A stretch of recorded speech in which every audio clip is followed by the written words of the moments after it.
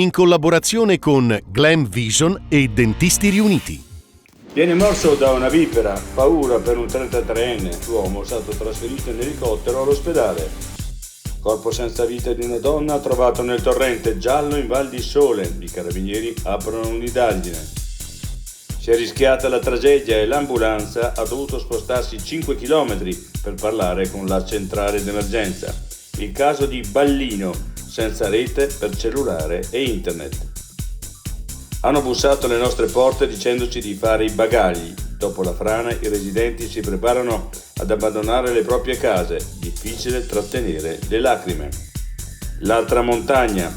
Cinema a impatto zero tra energia solare e pubblico che partecipa alle proiezioni pedalando. L'iniziativa del Parco Naturale ad Amello Brenta.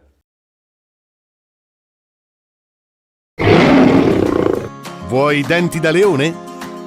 Dentisti Riuniti, Rovereto, Cles, Mezzo Lombardo, Levico Terme. Chiamaci. dentistiriuniti.it